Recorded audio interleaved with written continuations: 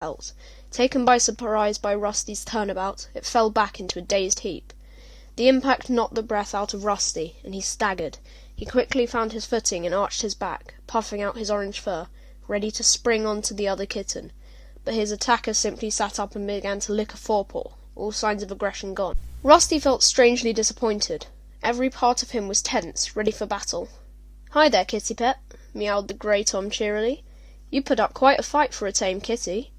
Rusty remained on tiptoe for a second, wondering whether to attack anyway. Then he remembered the strength he had felt in this kitten's paws when he had pinned him to the ground. He dropped onto his pads, loosened his muscles, and let his spine unbend. "I'll fight you again if I have to," he growled. "I'm Greypaw, by the way," the grey kitten went on, ignoring Rusty's threat. "I'm training to be a ThunderClan warrior." Rusty remained silent. He didn't understand what Grey Whatsit was meowing about, but he sensed that the threat had passed. He hid his confusion by leaning down to lick his ruffled chest. "What's a kitty pet like you doing out in the woods? Don't you know it's dangerous?" asked Greypaw. "If you're the most dangerous thing the woods has to offer, then I think I can handle it," Rusty bluffed.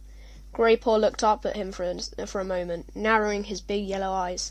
"Oh, I'm far from the most dangerous. If I were even half a warrior, I'd have given an intruder like you some real wounds to think about." Rusty felt a thrill of fear at these ominous words.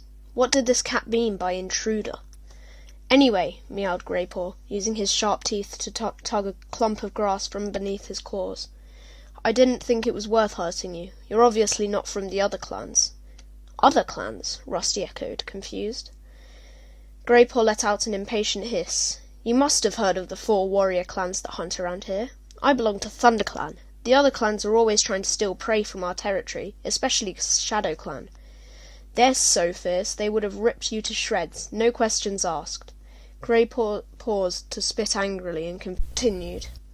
"They come to take prey that's rightfully ours. It's the job of the ThunderClan warriors to keep them out of our territory. When I finish my training, I'll be so dangerous I'll have the other clans shaking in their flea-bitten skins. They won't dare come near us then." Rusty narrowed his eyes. This must be one of the wildcats Smudge had warned him about, living rough in the woods, hunting and fighting each other for every last scrap of food. Yet Rusty didn't feel scared. In fact, it was hard not to admire the confident kitten. "So you're not a warrior yet?" he asked. "Why, did you think I was?" Greypaw purred, proudly. Then he shook his wide furry head. "I won't be a real warrior for ages. I have to go through the training first. Kits have to be 6 moons old before they even begin training. Tonight is my first night out as an apprentice." "Why don't you find yourself an owner with a nice cozy house instead? Your life would be much easier," Rusty meowed. "There are plenty of housefolk who'd take in a kitten like you. All you have to do is sit where they can see you and look hungry for a couple of days." "And they'd feed me pellets that look like rabbit droppings and soft slop?" Greypaw interrupted. "No way! I can't think of anything worse than being a kitty pet.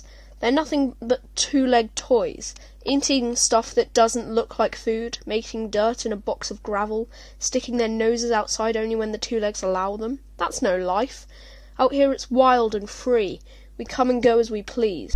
He finished his speech with a proud spit, then meowed mischievously. "Until you've tasted a fresh kill mouse, you haven't lived. Have you ever tasted mouse?" "No," Rusty admitted, a little defensively. "Not yet. I guess you'll never understand," Greypaw sighed.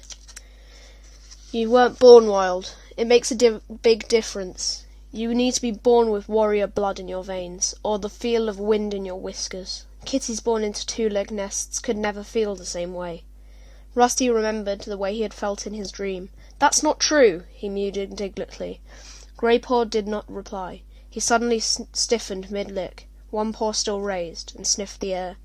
"I smell cats from my clan," he hissed. "You should go. They won't be pleased to find you hunting in our territory."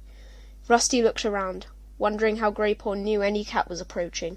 He couldn't smell anything different on the leaf-scented breeze, but his fur stood on end at the note of urgency in Greypaw's voice. "Quick!" hissed Greypaw. "Run!" Rusty prepared to spring into the bushes, not knowing which way was safe to jump. He was too late. A voice mewed from behind him, firm and menacing. "What's going on here?" Rusty turned to see a large grey she-cat strolling majestically from out of the undergrowth. She was magnificent. White hairs streaked her muzzle, and an ugly scar parted the fur across her shoulders, but her smooth grey coat shone like silver in the moonlight. "Blue Star!" Beside Rusty, Greypaw crouched down and narrowed his eyes. He crouched even lower when a second cat, a handsome golden tabby, followed the grey cat into the clearing. "You shouldn't be so near Two-Leg Place, Greypaw," growled the golden tabby angrily, narrowing his green eyes. "I know, Lionheart. I'm sorry." Greypaw looked down at his paws. Rusty copied Greypaw and crouched low to the forest floor, his ears twitching nervously. These cats had an air of strength he had never seen in any of his garden friends. Maybe what Smudge had warned him about was true. "Who is this?" she asked the she-cat. Rusty flinched as she turned her gaze on him. Her piercing blue eyes made him feel even more vulnerable.